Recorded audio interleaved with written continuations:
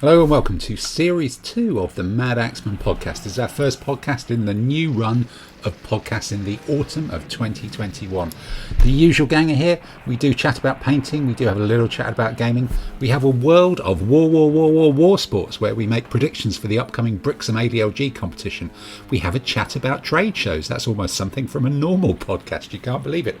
And also, this podcast or myself will appear on someone else's podcast and we talk about that as well. So there's all sorts of stuff, and of course Andy's quiz and Andy's quiz music for those fans of French techno. Sit back and enjoy the podcast. This means war.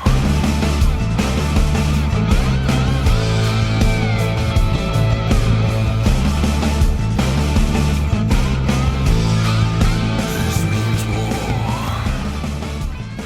war. We're back. Well, we're almost back. So far, I think we got 6 of the secret, not so secret 7, or the surreal 7. I think number 7 is going to be joining us any moment now, or possibly within the next sort of 15 to 20 minutes. But after a horrendous hiatus, or maybe a marvelous hiatus, if you found much better podcasts to listen to than this nonsense, we are back into what I think we might actually start calling Series 2, because I forgot to call the other ones Series 2 and 3 and 4. So they're all technically Series 1 of the Madaxeman podcast. So in fact, it looks like Dave Saunders has just left the room already. He just walked out on the screen. That's a ringing endorsement of how entertaining this will be. But without the rest of the crew here, that still should just about work for a while. So what we're going to try and do is ease our own selves gently back into this and rattle through some of our more regular features. And the main meat of the evening is probably prediction time, our very, very scientific and intellectually rigorous predictions for the upcoming event to be held by the sea down in Pirate Central in Brixham in Devon. So we've got some World of Wor-Wor-WarSports for you on that one. But as is always traditional, and I'm trying to think back how long this might actually be. This is probably a good few months. To ask everybody, what on earth have you been painting, making, whatever in the meantime? So let's just start to my right. And Peter's iPad, as you are now known. And has your hair got more darker, whereas everybody else's gets grayer? Is there some? Have you been painting with Grecian 2000? Is that the way it is? It rejuvenates me, so it goes darker. Other people go more blonde. You've been painting your head. That's what you've been doing, isn't it? Yeah, that's what that Grecian 2000 brush has been getting into the roots. It's fabulous. It's a fabulous name. Yeah. Absolutely. Right. But what about the vortex thing for it? What about the smaller scale stuff, Peter? Anything over the last few months has made its way onto the painting table? Yeah. Funnily enough, I was doing some more nights, as you do, because why not? You do shock me there. Yeah. I also treated myself to a nice new hand drill thing, which I then broke. So, wow! What, like actually broke the motor, or broke other bits of it? Or? Both. You actually broke one of those really, really small ones. So I've had to go back to using the larger thing.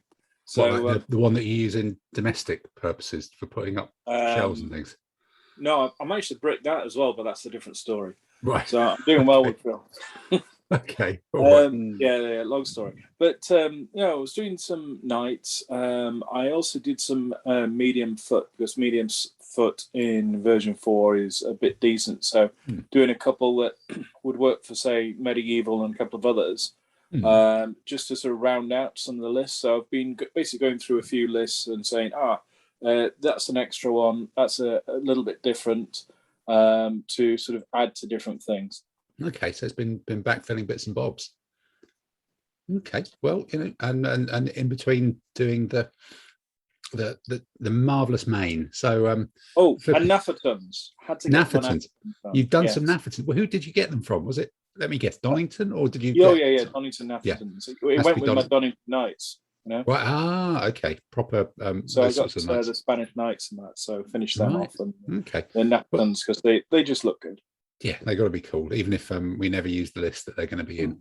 All right then. So, Mr. Dave, you've returned with a bottle of Hefeweizen, the traditional drink of the the Saunders bunker, which in our hiatus I discovered is next to the Stalingrad grain elevator in Harrow, which is marvelous. But what have you actually been painting over the last few months? Anything made it onto the Saunders paint table? Yeah, I can see the grain elevator outside my window actually. Right. Not been doing a lot of painting. I'm going through, to use the words of the hiatus. Yeah. Another hiatus. Franks, still painting Franks. Still painting Frank. Because I think you're taking them down to, well, hopefully sunny Devon in a couple of weeks. That'll be bold. Yeah, no, it's a bit of just something different, and been painting them for so long. It's time they got on the table. Yeah. But I've been painting some Reaper miniatures. All right. What, single one-offs or just? Yeah. I was just sort of like get myself back into painting again. I thought I'll get something a bit different. I've got some sort of like weird. Did you get the plastic ones or the metal ones? No, these are metal. I've got a Thoth, a Nephthottar cleric. Yeah, he's basically the god Thoth. Thoth, the god of medicine in Egypt. Yeah. Right. Okay. And so basically, I've got some sort of like they're supposed to be 25 or 54 millimeter because they're quite big.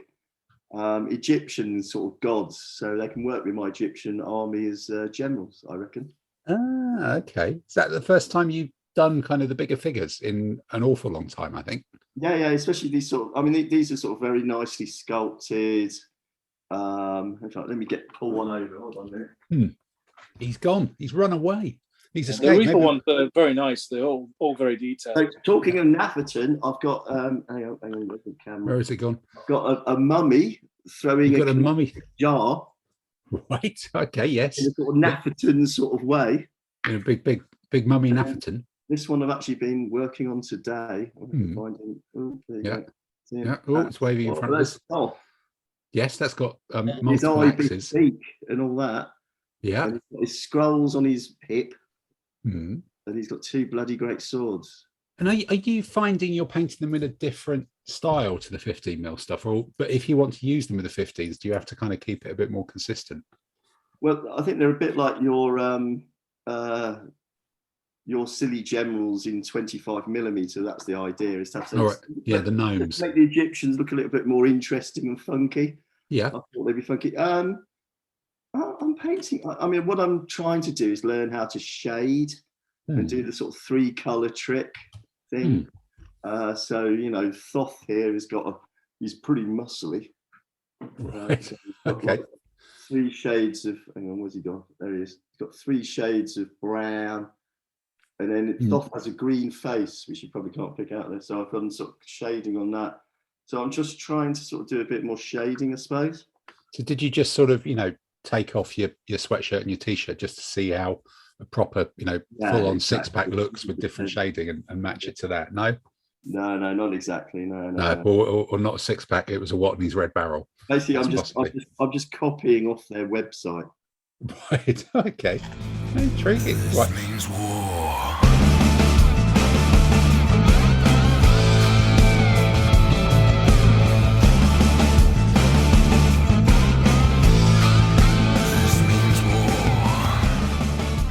Well, look, in terms of super detailed stuff, that must bring us round to Tamsin. And I'm just wondering if we need a separate podcast to do what have you painted since the last one? Do like a 6-hour telethon special or something like that. Because last time you were making more trees than there were in Southeast Asia, I think. And looking at this, it looks like you may well now actually have more village than there is in Southeast Asia as well. You could say that. Yeah, that's excellent. But I took the hint in your email, and I've restricted it to to lack of vegetation. Right. Okay. Yes. There's no vegetation here how many months did you just carry on making trees after we stopped podcasting? They're like. Is it in real acres now? Vegetation work, possibly about a month more. So that's what, 200 trees a day, 62 days. That's No. I can go, but I can take the screen share. Right. That's the stars. Did you get sponsored by like the COP26 summit for kind of reforestation or something like that? Was there's some sort of subsidy because you're regreening the planet? Yeah. Well, or did you just get sick of it? BBC News went out a room for film things, by didn't some they? scurrilous types that was my motivation. But Right, that could have been it. Yeah. So did you get sick of it in the end of all those trees, or?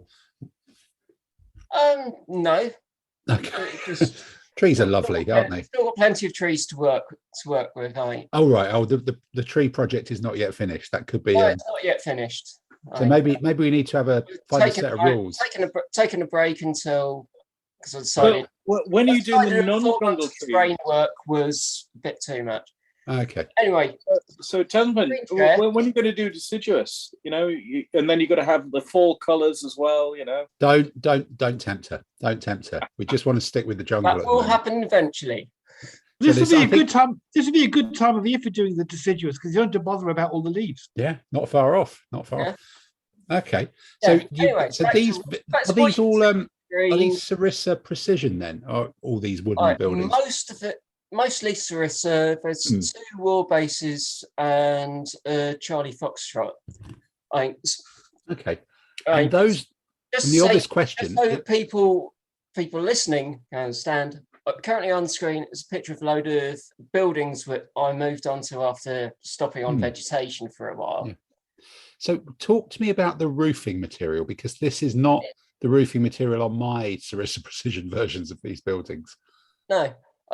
Most of them, I did a thatching method which I'd seen other people using. They get strips of towel, bought a couple of cheap dark grey hand towels, cut them into strips, and glued those onto the roofs. And then how many layers of dry brushing did you do on top of that? I think it was just 2 layers of dry brushing. Just the 2, yeah. Dry brush towels, good. Okay. So, and did you trim the towels? Were they the right length to start with? Was there a? I had to cut and trim them. It was cutting slightly longer than the length of the section of roof that they were going to go onto. Okay. So and there are others that I did with corrugated iron. Is that a commercial project product, or is that something? No, that was corrugated card cut up into strips of about right size, approximate size of actual corrugated iron sheets, and then painted to look exactly like really tiny corrugated iron. Yeah. And is there a foundry corrugated iron triad for that, or? No, it's just a mix of. I'm trying to remember what colours I used on that. I think it was various rusty colours and a dry brush of gunmetal, I think. Wow, that's it's fantastic. I like the way it's sort of brown in the runnels and grey in the highlighted bits. Yeah. I really like the use of the word runnels, Andy. That's fantastic as well. I'm not entirely sure what it means, but it's very good. Yeah. Yeah, and this one showing a store sheds, which I did with the tar strip. Yeah. Which was done using fine grit wet and dry sandpaper. Oh, right. Okay. So none of these have actually got the roofs they came with then. They've all been magically. They've all been covered. Magically fixed. Okay. And is that an Australian geezer that you've got posed in there? So David Bowie in Goodbye, Mr. Lawrence. It could be. So you've now got Australians to add to your Japanese and your mysterious US paratroopers. Well, I had the Australians for a long time. Oh, right. Okay. I think that was started with the Australians and. So is that an actually scratch built? No, that's a Charlie Foxtrot's building that I've clad with corrugated. You got cladding. This is like grand designs. Yeah, I like the Charlie Foxtrot's buildings. They always go together very well. Oh yeah, yeah, they're very nice. Very nice. This is one of the war bases ones I've done. Yeah, it's a proper building. Yeah, with the bits outside. And this is the other war bases building. So can you sort of stroke that roof? Is it still furry, or has the paint kind of set it so that you could? It's hardened. Oh, right, it has hardened. Well, I've glued all the PVA after gluing the strips on. It was then sort of give them a liberal soak with diluted PVA to really set it all the way through. Then spray primed and then dry brushed. But when you're going to start making the internal fixtures and fittings, the beds, chairs.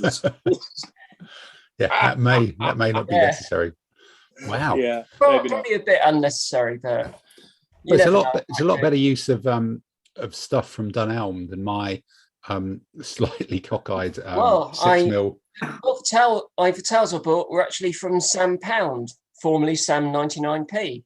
Well, oh God, yeah, that's inflation for you, isn't it? Yeah, that's all gone wrong. Yep. Yeah, and then it bridge over troubled waters. I did a few log bridges in various lengths and styles.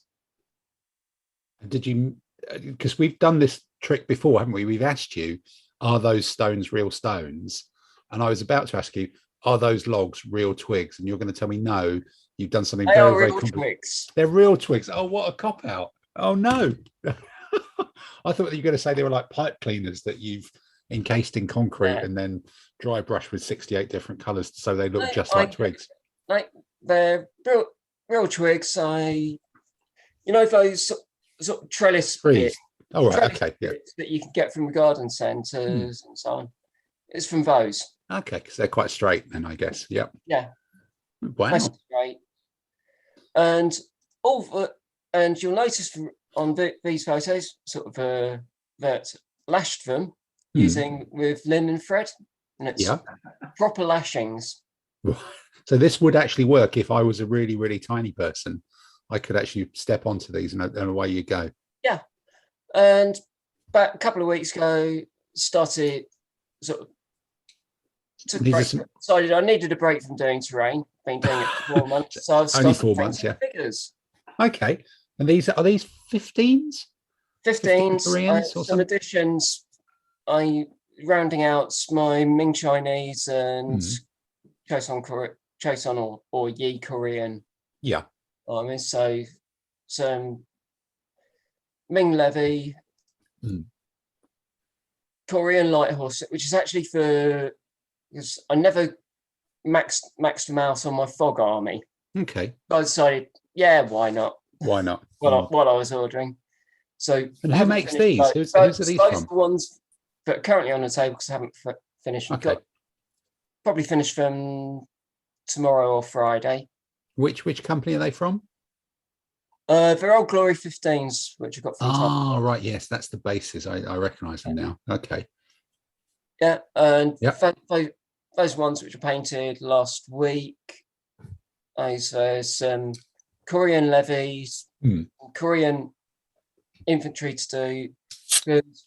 With the update to V4 in ADLG, in V3, you could have mediocre pike. In V4, you can have you have mediocre pike or heavy spear.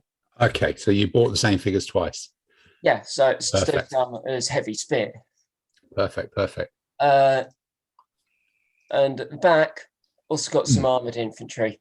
I recognise those. They're the same ones I use for my Chinese army. Yeah. Yeah, they're grand, aren't they? They're lovely. That's something where those Old Glory figures really, really rock. And stuff. Brilliant. Fantastic stuff. Well, look, that's an awful lot of terrain, and you've graciously avoided talking too much about the ridiculous amounts of vegetation, because I think we're now showing it. I'm scrolling back, showing it to you now. Yeah. No, I think that's a special YouTube video just of scrolling through vegetation with Tamsin, something like that. We'll just do a special YouTube about what this means war.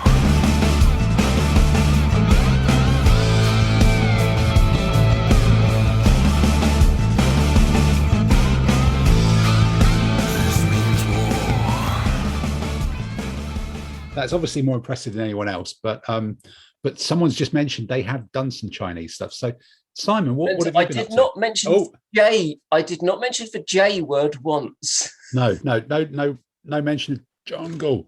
No rational juggle at all. Simon, talk us through what the last few months has covered your painting table with. So I've been busy finishing a variety of different armies. So I've now finished the 7 Years' War Swedish army that I picked up from Clive. So that's for the King of the Battlefield rules that we play at the Central London Club. So I've now got the turnip, the parsnip, and the Swede brigades all lined up. You can do either lots of normal line infantry, first tier, the proper elites, the grenadiers, all those guys. It's all looking really good. I may have too much artillery, but as someone who likes to have lots of artillery, you can never have too many big guns. So they're looking really good. And those were the two. No, not I say two dragons, but it's not. It's actually Dixon, wasn't it? Dixon 15. Yeah, the Dixon ones. Yeah, it was a Dixon's. It was like a box set of Charles XII's Swedish army. So the slightly. How big are the Dixon? Because are they big 15s, normal 15s? Because the two dragon stuff are sort of slightly small and chubby, but characterful. These are, I would say, normal 15s. So they're not. Not as big and exaggerated as say Blue Moon, so they're nice proper 15s. And when you paint them en masse, and then you put things like an army painted dip onto them, they come out quite nice, and you can see some quite decent detail in the mitre hats and the muskets and all that. So they look really good, especially it's a nice colour scheme as well for the Swedes. Blue and yellow always looks good together. Yeah, so that comes up, and there may be some Swedish heavy metal banners for. Of course, just because you've got to have more of that. You've got to do it. So I've done those, and then I got bored and decided, for my 25mm Chinese army, it needed an ally. So there, all of a sudden, a classical Indian ally appeared. So I've got elephants and. Whose elephant did you buy for 25mm Indians? I bought, it was Caesar. Caesar? Oh, sorry, yes, because yours are 20s, aren't they? All mine are 20s, yeah. Sorry. Yeah. So I managed to get like 2 elephants for £6. So it's like I'll have those. Yeah, that works, doesn't it? Yeah. Yeah, and then, being nice and light, there it's quite easy to carry on the shoe. But when you look at it, it's still a respectable elephant. It's not a piddly little 15mm. It's a proper elephant. Proper thing. And lots of the obligatory warband and bow figures. The classical Indians from. I can't remember the brand of it now. Is it one of the plastic ones? It was definitely one of the plastic ones. Okay. Is it hats? Do they do Indians? Hat, that's the one. Yeah. So they do a whole range of hat infantry for various armies. So you have to buy like a bit of bow and a bit of swordsman. That fleshes out the mixed sword, bow, and warrior units. So they come out quite nicely. And then what about the obligatory 1 unit of crap cavalry that every Indian army and ally must contain? I'm lucky enough. I've got enough some of that really cheap crap cavalry that I got with the Chinese. That I read something, which is I think it aspires to woeful. So it's pretty horrible. So you can just paint it as whatever you want. It doesn't really matter. You can't tell. Basically, yeah. You just not look going at to be on the battlefield for very long anyway. No, those medium cavalry have come onto the table for 2 competitions. And one competition they did all right. The London GT, I think they proceeded to get themselves smacked 5 out of 5 games. 5 out of 5. Okay. Yeah, so they walked off going, that hurt quite badly. Right. Okay then. I think they brought a banana to a gunfight. Right. Okay. And then just quickly, Dave was mentioning that he bought the Reaper models, Reaper miniatures for the New Kingdom Egyptians. So Museum Miniatures are mentioned because I'm a big fan of them. And they mentioned they were having a price hike because of all the various price hikes. So it would be rude not to get in early and save, because he said the price was going to go up 20%. So therefore I got a 20% discount. So I now may own quite a lot more New Kingdom Egyptians to flesh out the army, so I can do all the Egyptian options. Right. So from all the different Indians as well. But what I did do, because you just need more models, and after we all like the 25mm large general for things, just to have a bit of fun. So I bought Anubis. Oh wow, that's the real deal, isn't it? Yeah, Egyptian statue Anubis, Reaper Miniatures, Dark Heaven Legends. Yep, carrying a skull. Quid. Carrying a skull, of course it is. So you've got to have one of those. So wow, he looks seriously nasty. Yeah, so he's either going to be a baggage or a strategic strategist general or something along those lines, because it just looks well cool. And you've got to have one. So that was that. And then the last thing that I did is alternate armies, the 15mil.co.uk. They've got a range of, they do like 15mil sci-fi, fantasy and all that. They've got a range of historicals for one of their Renaissance game called Furioso. Yeah. So it's all Italian fancy wars. Landsknechts and stuff, isn't it? Fancy Landsknechts. So not that I needed any more Landsknechts, so I went and bought some Landsknechts. Right. Oh, okay. Yeah. So So yeah, it's like, why not? Because they were there and they look pretty. Yeah. So what I bought is a couple of units of their mixed swordsmen, because they're all individual purchases. Yeah. So I thought after having a few games with Andy, having a heavy swordsman, two-handed chopper with Landsknecht hats and cod pieces running on the table just seemed appropriate. So they look well cool. So they've really taken the ink and the whatever it's really well, haven't they? Those faces and beards. They're much more detailed than I looking at the figures online, they're much more detailed than I thought they were, if that makes sense. Yeah, they when you first paint them up, they don't look as good, but when you add the army painted dip, they work quite nicely. So I think when you add them with a blue moon, guy with big sword looks well scary. Yeah. And if I can get the next one up, where is it? Do they a different one? Do they scale with Blue Moon? Because Blue Moon are legendarily enormous in some of their ranges, aren't they? Yeah, they're a little bit smaller and they're also a little bit fatter. So when you line the models up, they're a little bit anorexic, but they still look quite cool. And when you look at a big keel, it's going to be different to that. But while I was there, they had a few other random figures. So you've got to buy Machiavelli to lead your Florentine army, because why the heck not? And then if you'd go for Milan, you've got to have Leonardo da Vinci. Oh, right, with the scrolls and stuff like that. Yeah, so he'll be quite good. And then the other one who's just coming up is I've got Caesar Borgia for when I do the papal Italian wars. Okay. All right, so you're just going like full Italian, mad, nasty people kind of thing. Because the joys of like £1.50 for the general and all that. You can just go. It's not even, you can't even afford a coffee for that. So all of a sudden you can do 3 armies with cool generals. I'll have that. Definitely. Perfect. Okay then. Well, look, let's keep going around. And looks like Adam has joined us, but whilst he's still, he looks like he's got a cat's arse in his face. So we'll go to Andy instead, I think. So Andy, what have you been up to in the last few months, painting wise? Right, I'm currently painting some Renaissance I hope that's Ottomans. a cat's arse. Otherwise, something very odd is on my screen. Right. Yes, Adam. No, Andy, going back to you. Sorry. I'm currently painting up Ottomans, mainly Janissaries, to make up a Renaissance army to go with the medievals I've got for the Art de la Guerre Renaissance rules, which Simon's about to release on the unsuspecting public. We've done quite a bit of that, and as I say, the Italian war stuff is great fun. You get some lovely games, and they're very pretty looking games as well. But the other main thing I've been painting is 30, which is 5 units, I think, of 25mm medieval medium spearmen, feudals. The idea being these are going to be well shallized for my 25mm feudal English army, because I've got this theory that most feudal armies in Art de la Guerre don't have much of a medium foot contingent, apart from possibly Almogavars. So is that sorry, just interrupting it. Is that Almogavar's kind of the best aggressive medium infantry in the game?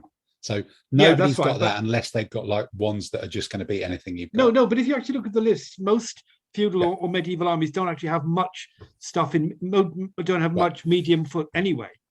So given that the Welsh have got, you can have a bunch of spearmen. I thought, well, have them. At least they can.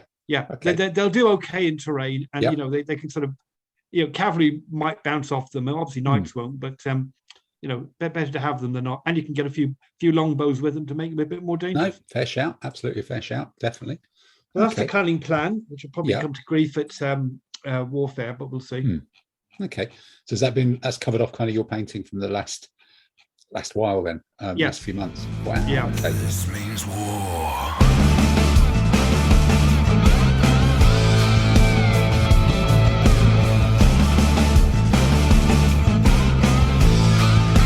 This means war. So let's come to the man who hopefully has moved cat's ass out of the screen, the king of Sting this week, Mr. Adam, in your palatial pile. What's been going on? Has it just been ferrying children to cricket and no painting, or were you doing some Roman stuff? I can't remember. I've done bugger all painting over the summer. It's far too busy. I've been doing other things, so Wonderful. painting just hasn't been a thing that's happened for me this summer. Excellent. Which I'm okay with. I'm happy with. Yeah. As we come into autumn, other things. Okay, that's good. Well, that gives me much more time to talk about all the stuff I've done, so I'm delighted by that. That's a top result from my perspective. So yeah, from my point of view, I've done some kind of really weird stuff. I've made an Airfix kit, which I've even gone straight for like quite a complicated one, which was the Airfix LVT with the Jeep in the back. That is kind of, it's a right bugger to actually do. Can I drop that thing onto screen? Is that the Buffalo? Yeah, the Buffalo Yeah. LVT. So it's that thing that I've done, and I think I probably must have done this when I was like 12 or something, because everybody did, and it had a Jeep in it, and I think I'm better at making these kits than I was when I was 12, which is a reassuring thing. Although looking at this on the screen now, I can see that door's sort of collapsed a bit, and you can see the join lines there. But this is a very old, battle damage. Don't worry about it. It's a very old, difficult to make kit, I think, to start with. The door's inside out. Yeah, possibly minor detail, and I'm sure that's part of design. But and it needed a lot of filling as well, because it just didn't really fit together particularly properly. And I managed to put it on table in a game of Chain of Command against Jeff. And in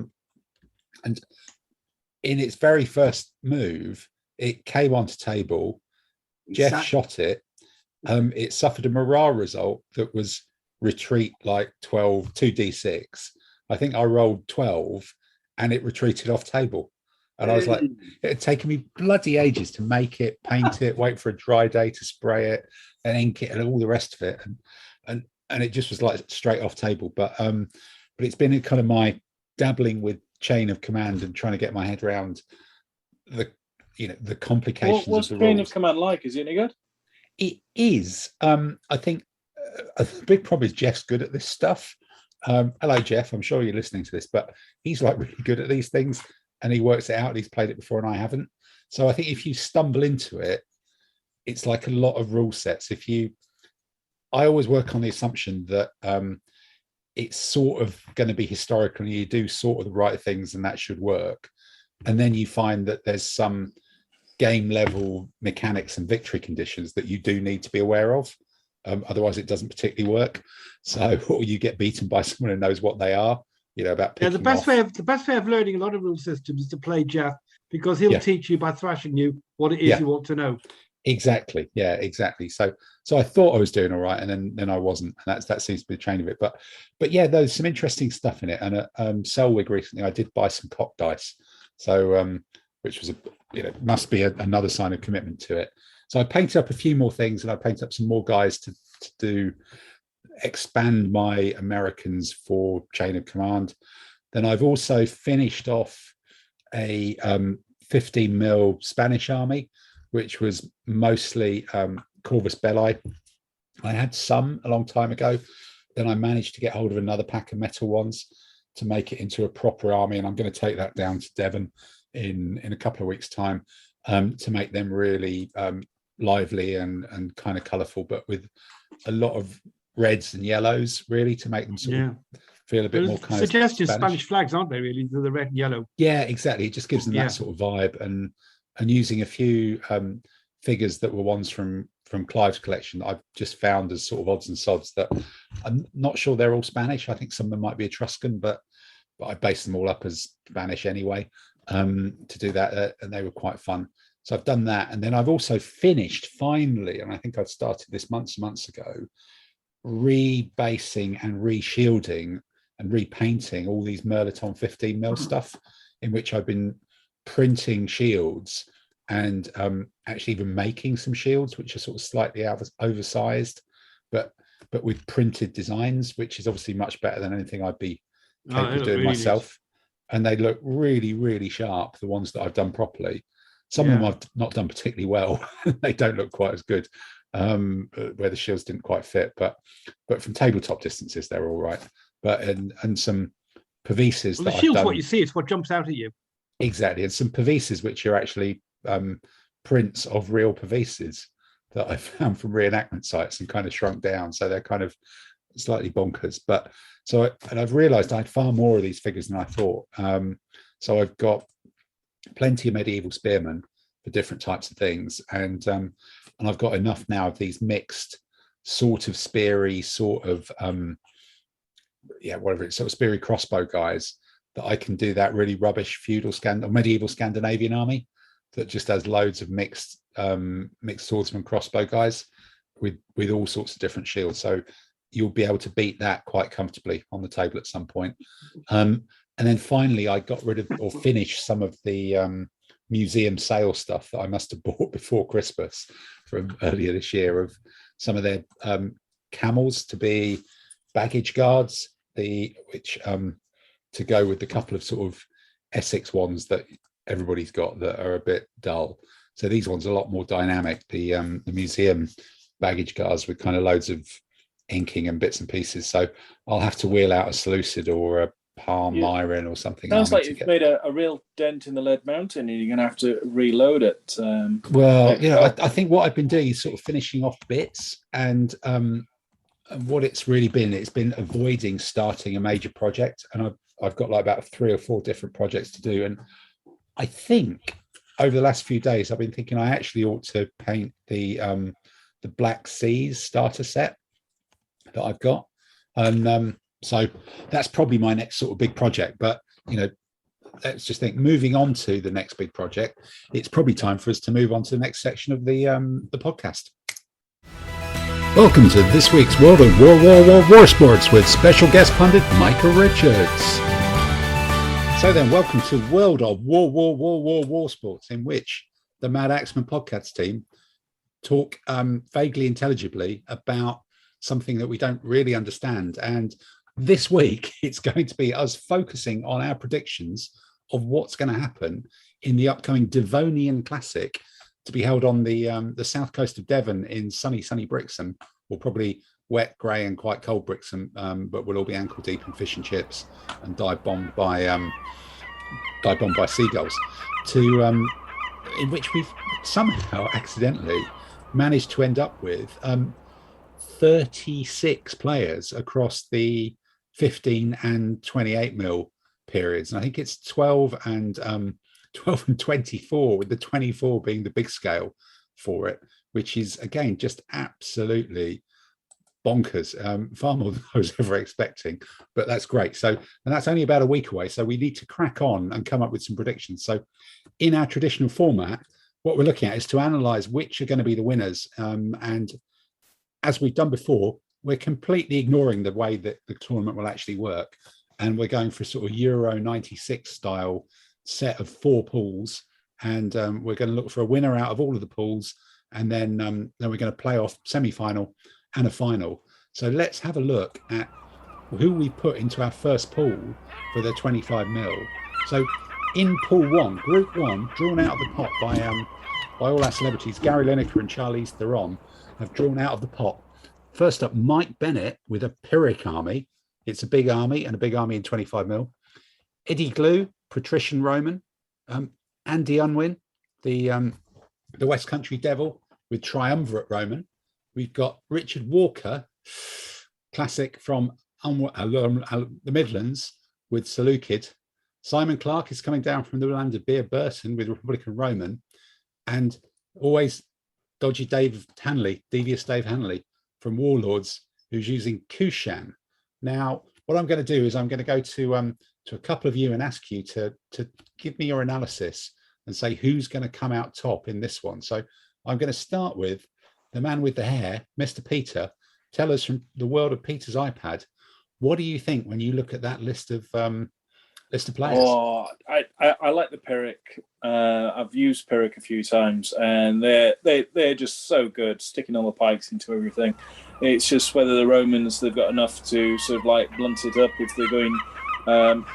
From when we saw at the GT, if it's full fat Romans with armor and support, they start blunting the spear, and then you can the pikes, and then you can get around them. So my bet is on the Pyrrhic, but it's going to be some very messy victories.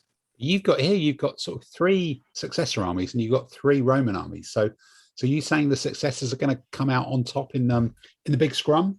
Yeah. If they get the terrain, if the terrain messes up a bit, then they're a bit stuffed. But if you can get the Pyrrhic in and have the odd elephant coming in at the side, I think that's going to win it. Don't forget they've got a strategist. They have to. Okay, but that's the thing for the that's an argument for the Seleucids as well, and surely for the Kusanj if you want elephants. I've just found the Pyrrhic's just been a nicer run when I've used them. Okay. I've had more luck with them. It's a real technical sort of like line. So your theory is it's luckier then. Okay, let's bring in Micah Richards. Micah, what do you think of that analysis? Look at the disgust in his face. Well, look, let's go to someone who knows what they're talking about, and let's go to Saunders. What about you? In absence of anybody who does know what they're talking about. So, well, I think that the 25 mils is quite heavy foot based, which is interesting. It's moving away from what we've done before. I think in that first group, the Romans don't get rear support, which is interesting. Dave Hanley's got 8 cataphracts, I rather suspect, supported by the cavalry. I would, in those lists there, I would probably go with one of the Roman armies, because there's not a lot of, I don't think there's a lot of cavalry. I think some of the Romans do there.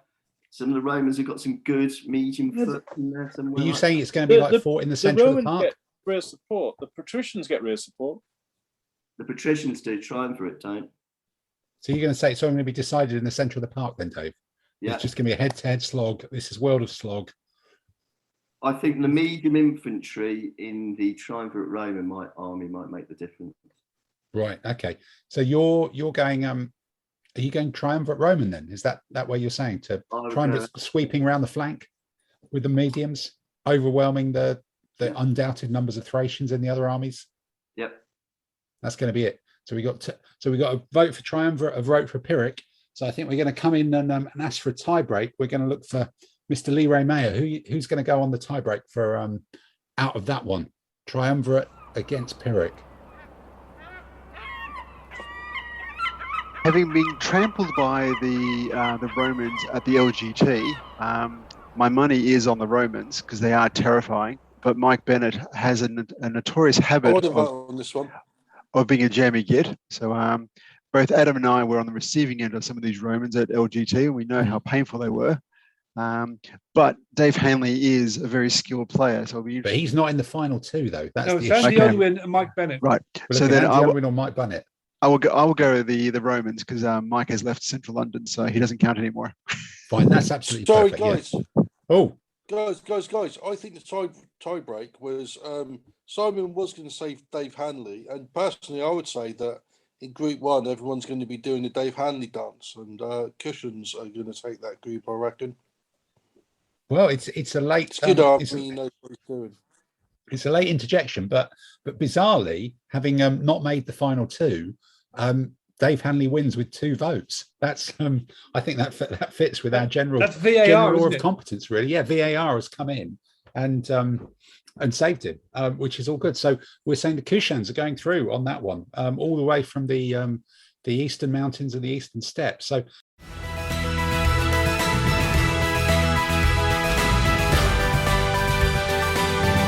Let's go to Group 2. Simon, you're ruled out of this one because you're in it. So we'll come to Tamsin and say, we've got all sorts of interesting stuff here. We've got the Central London warring states, as a metaphor about the council there. The Dorchester late Imperial Romans, the late Imperial Roman town of Dorchester. The Irish slave revolts.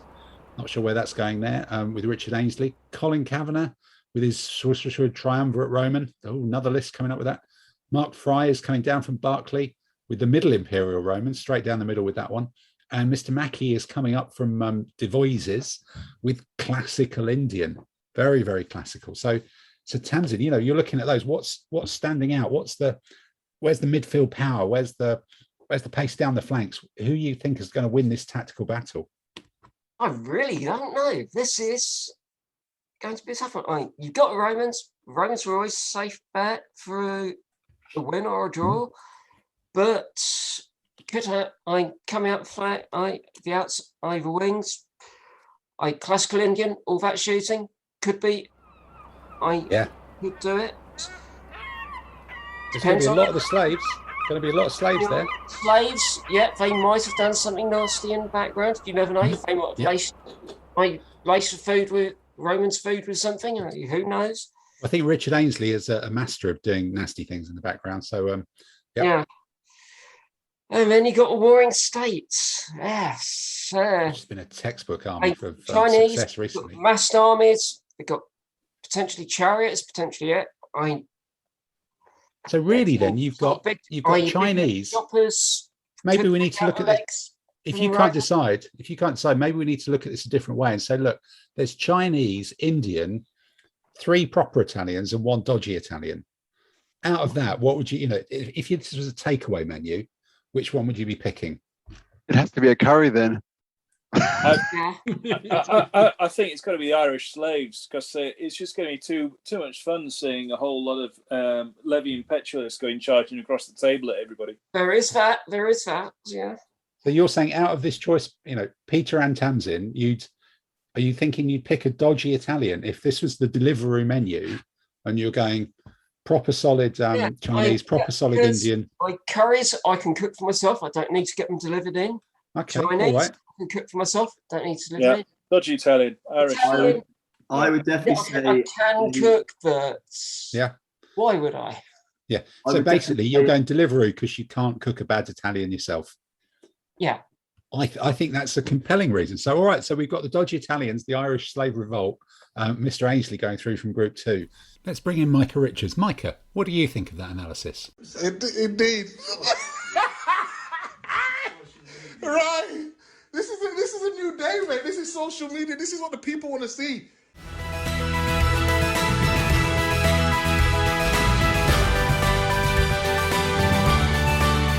So into Group 3, we've got 2 more Central Londoners in a classic head-to-head. I'm going to come to Mr. Finkel and Adam on this one. So we got Gordon with the Achaemenid Persian, which will be a vast army in 25 mil. We've got Dave Pike from Berkeley with Triumvirate Roman, desperately trying to avoid the dad's army gags. That's quite hard to say. Mike Shepherd, he won't want for Assassinid Army. Dave Allen with Hittites is coming across the desert, and Mr. Warsdale. I didn't even read that. You're even in this one. Maybe I'll rule you out of an opinion on this one, and I'll come to Andy and Dave instead, and then Jason Scott with Etruscan. So we've got Persians, Italians, Shashajish, Hittites, Dathians, and Etruscans. So, Mr. Finkel, what are you thinking then? Now I've just ruled out. Well, I was on the wrong end of a meeting by Gordon's Achaemenid Persians a few weeks ago, and they were a tricky bunch to beat, especially when they parked themselves in terrain and have their cavalry hiding behind it. I think in that group, there's only one lot with elephants, and they may not even have them. That's the Sassanids. So I actually think the Hittites would do quite well. And, for the other finalists, I'd say Gordon, because it's always amusing to watch Dave and Gordon have a spat. So that would be my is lovely, prediction. but we are in this version, if you've not been listening for the previous 15 minutes, only picking one, Andy. In that case, Dave Allen, Hittite. Okay, all right, it's Hittites. Hittite, World of Wheels, World of Chariots. Let's bring in Micah Richards. Micah, what do you think of that analysis?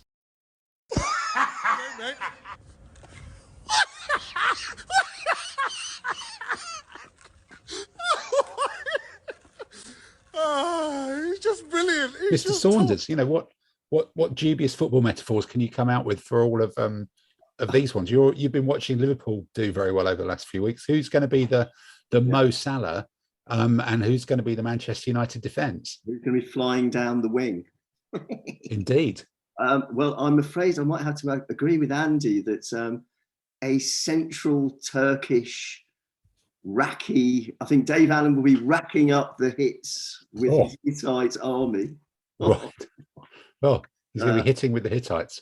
So yeah, I think I'm afraid, Adam, your medium foot are going to get toasted by those heavy chariots.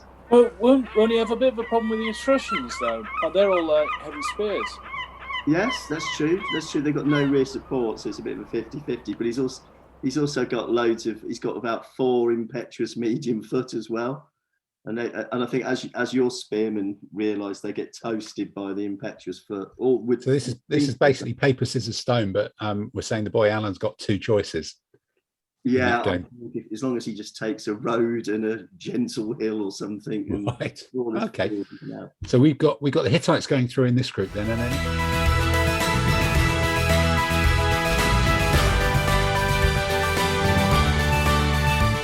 Well, Adam, I will ask you about this one because I'm pretty sure you're not in this one, having seen you in the one before.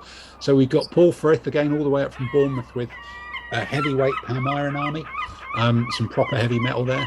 We've got Mark Mannering, another possible opportunity for Dad's Army jokes with all the way from Cardiff with Classical Greek. I need to actually fix the draw. So Pike plays Mannering, don't I, really, in round 1? Just so I'm thinking that now. Classical Greek, textbook, spears across the table. Steve Price, hotelier of choice to many of the competitors from the Berkeley and Brixton Massive with Middle Imperial Roman. Excellent. Mr. Whitby is bringing Warring States Chinese. Mark Clark is coming down from Birmingham with the Three Kingdoms Chinese. And there's another Warring States in this group, Chris Jackson from Cardiff with Warring States. So we've got 3 Chinese, 1 Italian, 1 Greek, and 1 sort of, it's all bloody Lebanese, isn't it? All that other food that's from that part of the world.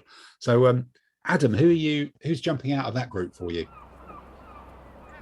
Well, interesting, see if I can shove people off. But for this one, I think Palmyran is a very good tricky army. It's got all the tools that it needs.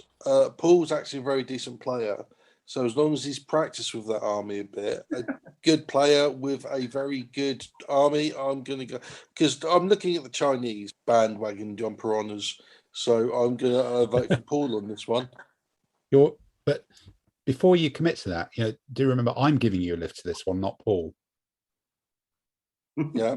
You're still committed. Okay. That's but you've got no skin in Tim, you've got no skin in this game. You're in a different scale. No, exactly. No, I'm just wondering if Adam's choice was down to his ability to actually get there. Mate, you're just trying to put the kiss of death on him. So Adam's avoiding the Brixton Brexit taxi phenomenon. Yes, indeed. All right. And so you're saying Palmyran. So Peter, what about you? Looking at these ones, is there anybody who's going to go head to head, scrum down? Who's going to toss it in at the line out and come out on top on this one? I think the Palmerans. I think they're actually going to go in and stomp quite nicely. Some of the others, I think they're just going to be a bit of a mixture, and they're going to, the Warring States are going to fight off against each other. I think the Palmerans will have it with a bit more flexibility.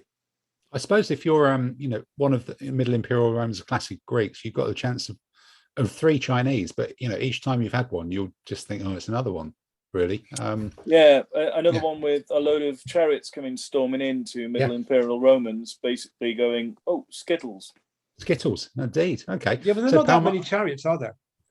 There are 3 or something. I think the Palmyrans might falafel fail against and get themselves in a bit of a tagliatelle against the Middle Imperial Romans. Well, I think the cataphracts will say otherwise with the Palmyrans. They'll make noodles of them. So we got Palmyrans going through with 2 votes on that one then. So let's bring in Micah Richards. Micah, what do you think of that analysis? Right. Predictions, mate. Andy, you've been the official scorekeeper. So we've got, if I remember correctly, for our first semi-final, we will have, is it the boy Hanley's Kushan? Yeah. All the way from India and Afghanistan. Kushan's all the way from Derby or whatever. Yep, that's right. Or wherever he's coming from, up north, Rugby World, and that's taking on the Slave Revolt. The Irish Slave Revolt. So we've got Kushan against the Slave Revolt. We've got the dodgy Italian against the rather dry and dusty Arabo Indian. So Adam, because again, this is another list that you're not in. I want to kind of get that out of the way quite quickly, just in case it happens by accident later.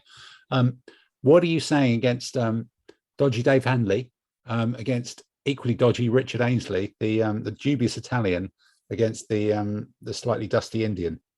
I think Slave results against Kushan. I think Kushan will be able to screen enough off and then just give the rest a bit of a kicking. So I think Dave can be to do the business. So I am going to vote for Mr. Handel on that one as well.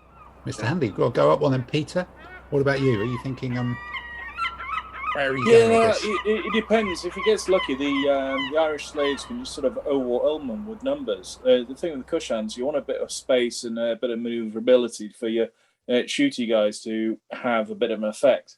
But if you can get in and get lucky on the first couple of rounds of shooting, you can sort of like pin them back and start to overwhelm them. Yeah, one thing I think the Slave Revolt army has probably got a strategist in the form of Spartacus, which will give them a bit of an edge in the terrain. All right, but Peter, but who are you going for? Which one were you going for, Peter? Let's it's Irish slaves. So there is a tiebreak then, and Andy's already chipped in, so we might as well ask him to be the tiebreaker. So Andy, and I come from Ireland, so I've got to go for Richard Ainsley. All right, so on the basis that you're sort of from Ireland, then okay. I'm actually from sort of. I am from Ireland. Sort of. Well, okay then. So we've got the Slave Revolts going through to the final. We've got the dodgy Italian in the final. You'll never beat the Irish. Yes, indeed. So for our next semi-final, we've got Dave Allen with the hard-hitting Hittites against Paul Frith with the Palmyrans. So we'll start with Mr. Lee Ray Mayer up in the top corner. So Hittites from before biblical times to Palmyrans from the middle of the biblical desert, I guess, something like that. Which one's these? You got wheels, you got 4 horses, you got horses in armor. What's going on there then? Well, how are you seeing that one playing out? I'm going with chariots. I've got a feeling Mr. Allen will bring a metric shed load of chariots, probably from one of his random his plastic armies. I think it would just be an absolute swarm of chariots running around the table. So it'll be an interesting combination of chariots on cataphracts. But I'm going with the chariots because I think chariots are cool. Buzz full of it. So Tamsin, what do you think on this one? Is it the boy Allen with a world of Hittites, or is it Mr. Frith with proper heavy metal Palmyrans? Chats versus cats. Yeah. Chaps and cats. Yeah. I think the chats. I French felines probably going to win. Yeah.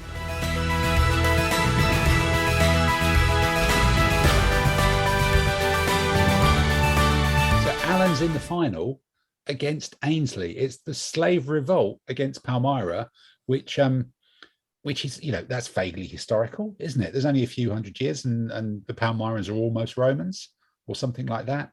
Maybe they can arrange to play on a neutral ground in Syria or something, possibly. That could be mid-table. So quickly going around, how is that game going to play? There's the horde of slaves against the horde of hordes and wheels. So let's just run down and work it. So Adam, starting with you, who's winning against the horde of wheels and the horde of slaves? Looking at the final for this one, my vote's definitely going with the Dacians. Okay, that's a very, very solid choice. Peter, what about you? It's going to be the Irish slaves. I think the Palmyrans are going to be a bit too short on numbers. Well, the Palmyrans have already lost in the semi-final, haven't they, to the Hittites? Didn't we say? No. Did we see a Hittite? Yeah. No. It's 2 chariots beating cats. Yeah. Oh, I see. But we've done the VAR joke once already. Palmyrans all the way. cataphracts is going to mow down the medium foot. In the Are we going back to the set? Are we replaying the semi-final? Was there? Does VAR allow the whole game to be replayed? I thought we'd voted 2-2. No, we've kicked off. You can't go back once it kicked off. We can't go to. I thought we'd voted for the Hittites to win, haven't we? Yeah, that's what we did. Yeah, Tim, we did vote for the Hittites to win, but you said the Palmyrans, which is where. Oh, okay. So it's actually my fault. That's good. Well, look, I'll edit that bit out, and then we'll pretend the Hittites won. Yeah, make it sound like you know what you're talking about. Yeah, it's all good. So other than that, Peter. So imagine I've actually not led you down the garden path, so to speak, and you have got the Hittites against the slave revolt. Who are you thinking is winning that one? I'd like to have the Irish slaves go through and do it again. I know it's going to be a whole overwhelming numbers of wheels and slaughter and everything else. I just think they're just going to overwhelm them with numbers. I just want to have them just swamped. So who's going to overwhelm who with numbers, though? The Irish. The Irish slaves. Irish slaves going in, swamping the Hittites. The Hittites will actually have quite a small force, because if you've got heavy chariots with impact and all the sods and bods, you end up probably about 21 units. Okay. The Irish slaves, if you take all the levy and petuous, you've got 24 of those anyway. You're not even up to half points. Okay. All right, Saunders, what about you then? Where are you going on this one? Palmyrans. So we got 1 vote for Dacians, 1 vote for Palmyrans. Is it 2 votes so far for the Irish? This is working brilliantly. I think this might be our best one so far.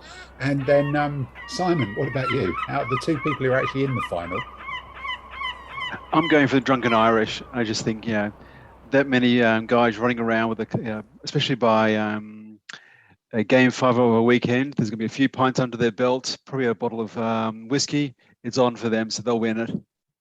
Okay, and then let's bring in Micah Richards. Micah, what do you think of that analysis? What a guy to work with you are, honestly.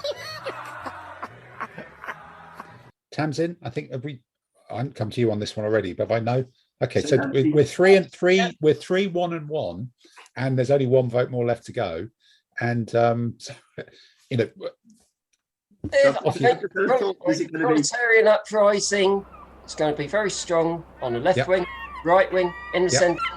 They're just going to swamp the Hittites. It's a proletariat swamping of the Hittites and driving the Hittites back into the sea. Fantastic. So it's going to be no Oim Spartacus. No, yes. Oim Spartacus. Oim Spartacus. They're just going to scrum them over the line. Oim Spartacus. Oim Spartacus. Right. So it's the Irish Spartacusians, we think, are going to be winning this one. So fantastic. Well, look, thank you for enduring an episode of World of Wor-Wor-WarSports, and we will try and resurrect this after possibly we all go away and do some preparation next time. And remember, you heard it here first. Yes, indeed, and possibly for the last time. Thank you. That's World of Wor-Wor-WarSports.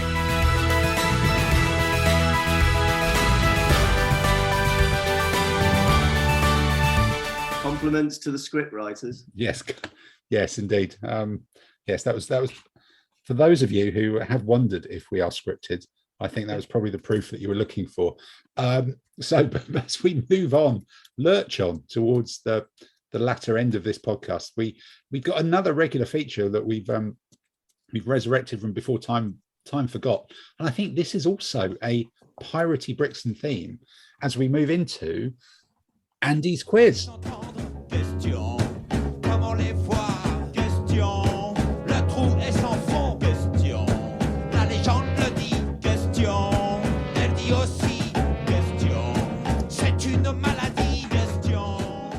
Well, those are the questions, and Andy, I think this time we don't have last time's questions because we gave the answers. No, we gave the answers, yes. So this is going to be mercifully short. So hit us with whatever your questions are this time for Andy's quiz. Well, given that Brixham was reputedly a pirate haven at some time in the past, I think it might still be on. Pardon? I think it might still be one, actually. Oh, we'll find out. Some of the pubs, interesting. Right, okay. Well, this is all about pirate themed. So question 1, which of the Roman First Triumvirate cleared the Eastern Mediterranean of pirates after being empowered to do so by a special law passed by the Senate? A, Julius Caesar, B, Pompey, or C, Crassus? Pompeii. That one. Is that a pretentious way of saying Pompey? Could be. Could be. Excellent. Good. Right. West okay. London massive. We're all on. That's excellent. Right. Question number two. In the year 1696, Henry Every of Newton Ferrers, Devon, local link there, captured the wealthiest prize ever taken by a pirate ship during the golden age of piracy, a Mughal ship carrying gold and jewels worth £600,000. That's £91 million in current value. Every was never captured and his treasure was never recovered. What was his profession before he turned to piracy? A, Royal Navy officer, B, bishop, or C, slave ship owner? Okay. Right. Choice of three. That's good. Yeah. If you Google Newton Ferrers now, Google Maps says that there's a co-op there. So possibly it's moved on a little. Maybe it's a little bit more egalitarian than when the world. Maybe he lost his treasure and he's working as a shelf stacker. Who knows? Right. Question 3. Fictional pirate Captain Pugwash made his debut in the Eagle comic before being made famous by a BBC TV cartoon series. Which of the following was not one of Captain Pugwash's sayings? A, dithering dogfish, B, blistering barnacles, or C, scupper me skull and crossbones? Okay, I might just save those and edit them in over some of your other utterances in future episodes forever. But so that's going to be grand. But so that's all three questions, and sadly, people will have to wait. I was going to say till next week, but probably until next time that we do this for those answers. But look, that does mean it is time yet again for Andy's quiz music.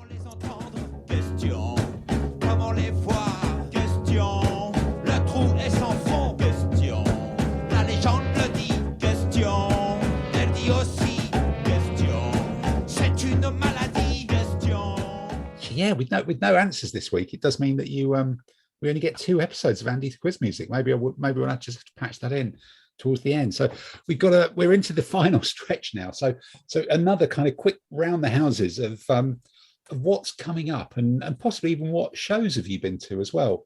How have you managed to get out and do some face-to-face gaming over the last few months? And a quick round the robin. Simon, what have you got coming up in the plan? And are there any face-to-face events that you've done recently that you can share? So went to the London GT and the Bournemouth competition, which were fantastic. It's great to get another lockdown army on the table, which is all good fun. Looking forward to the Devonian competition, which will be interesting. Never been down that way before. And then I'm looking at the big shopping competition I'm looking forward to is Warfare, just due to various other life plans and all that. I can't get to Salute, which is a real shame. So I'm looking forward to Warfare, where I think my credit card might get spanked. Might get some battering, wasn't it? Okay. Yeah, because it hasn't done much for a while. So it's just sort of sitting there going, there's a trade show full of eager traders saying, "Here's some shiny things. Look at come and buy me." Yeah. And Dave, I think we did both go up to SELWG, didn't we, recently? Although it was sort of tail end of the day.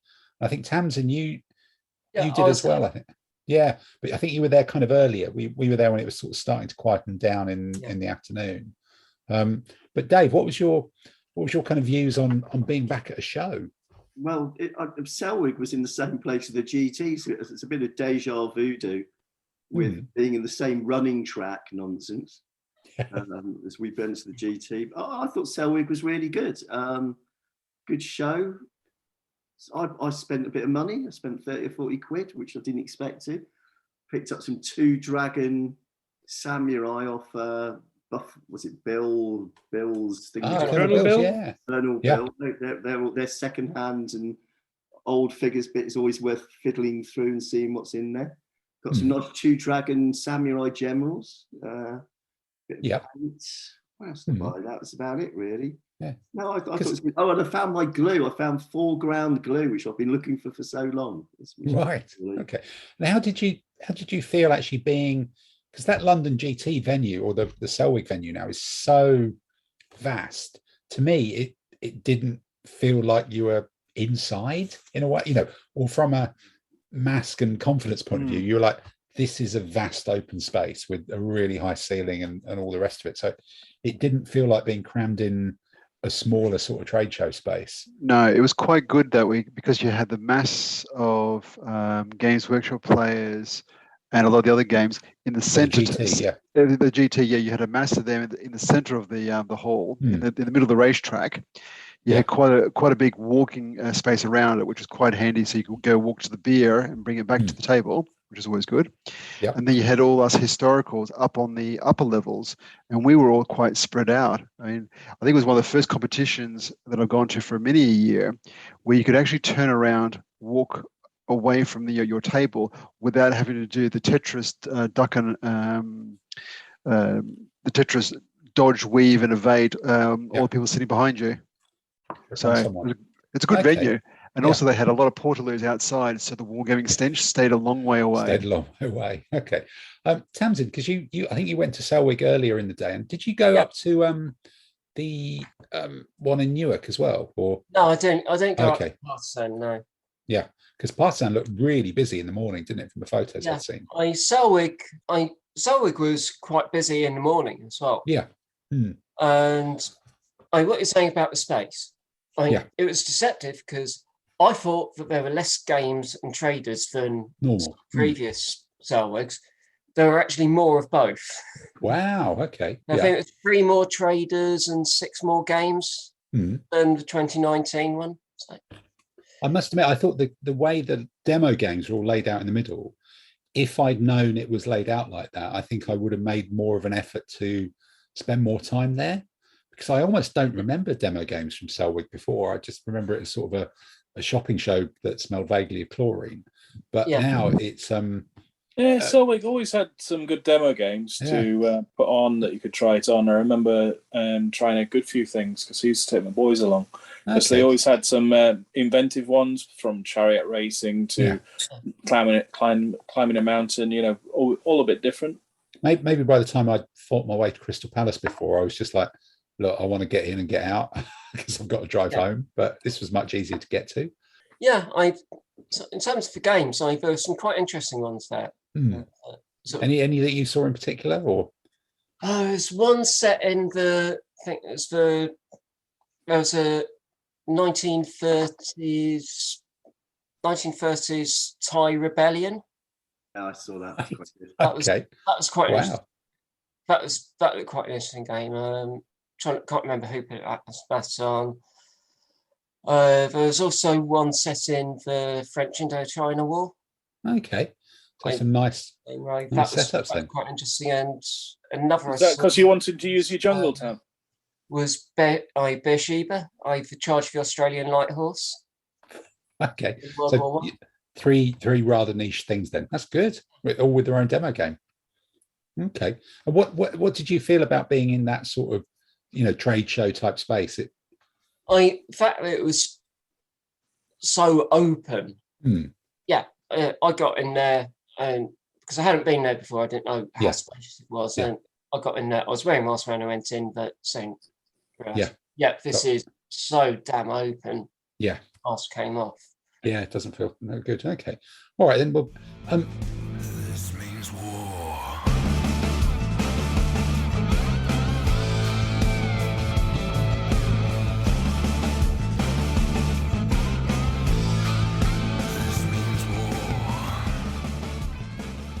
Adam, what about you? Other than, is there just like stories of ferrying cricket around? Obviously, I think you were at GT as well, weren't you? And obviously Bournemouth. It was good to get to GT, good to play Tour Soldiers, good to meet everyone. That was really really pleasurable.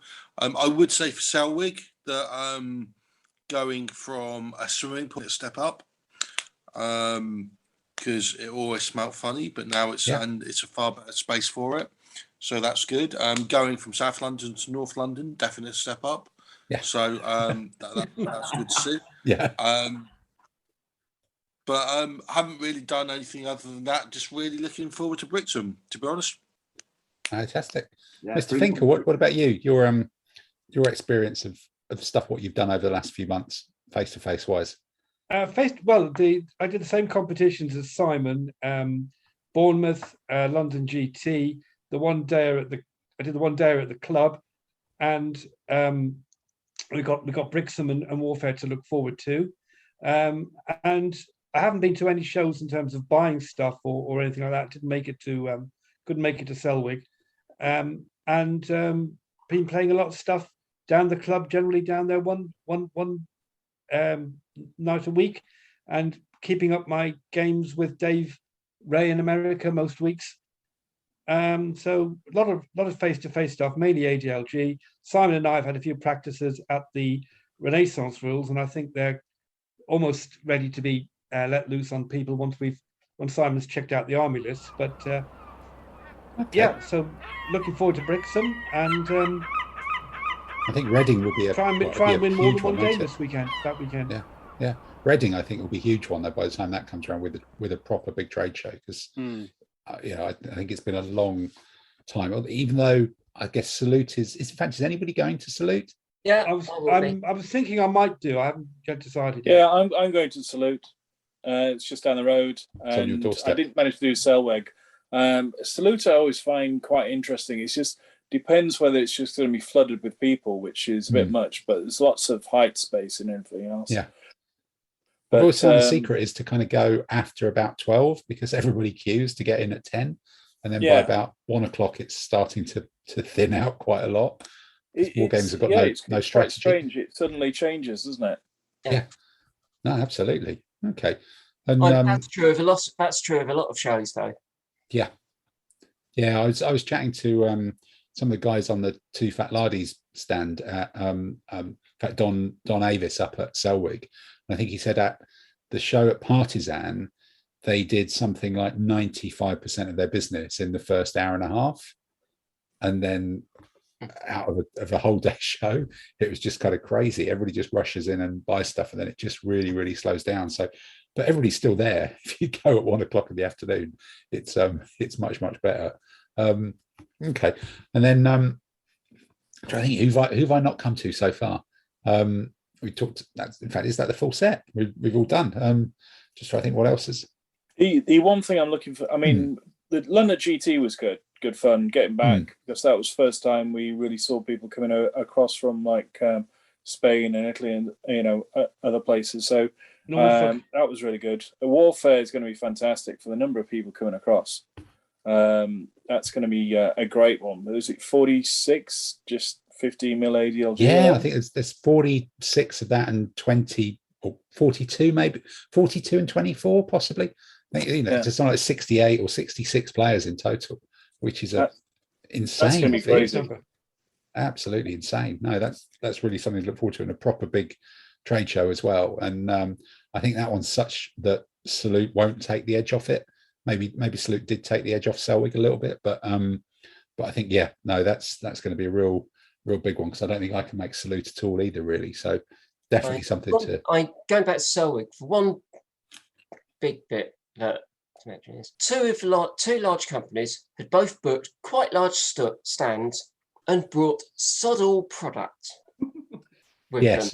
Yes, I'm not mentioning no names. Warlord to combat.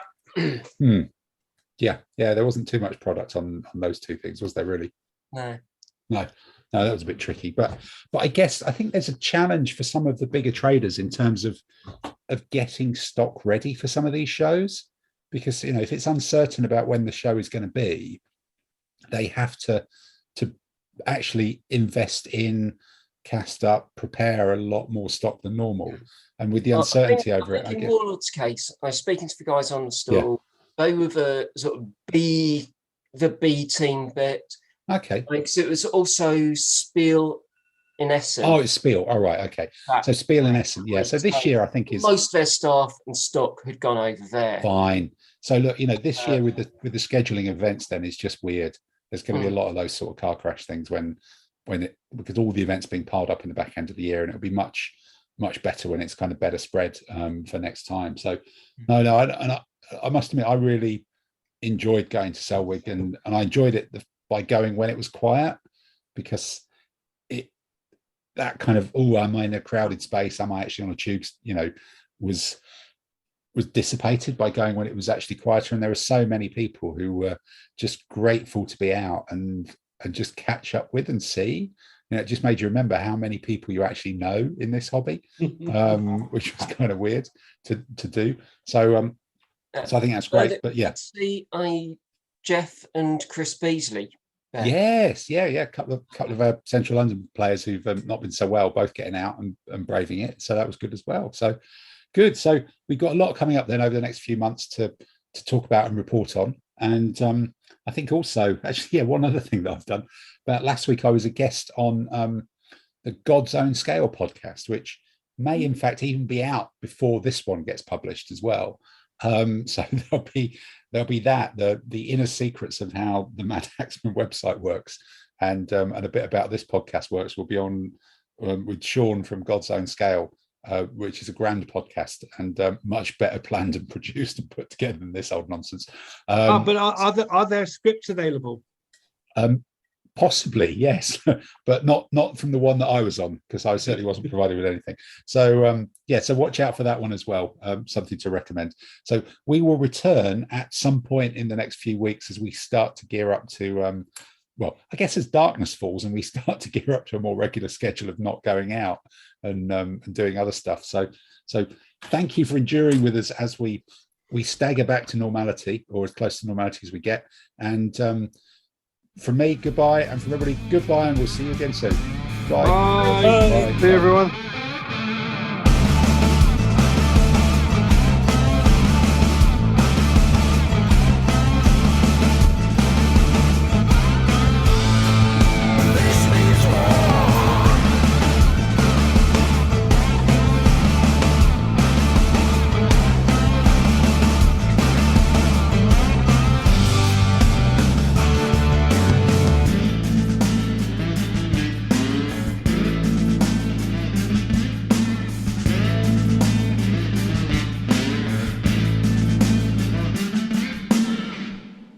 Oim Spartacus.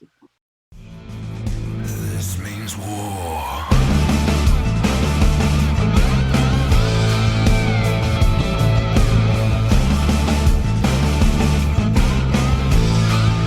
This means war. Question, comment les voir? Question, le trou est sans fond. Question, la légende le dit. Question, elle dit aussi.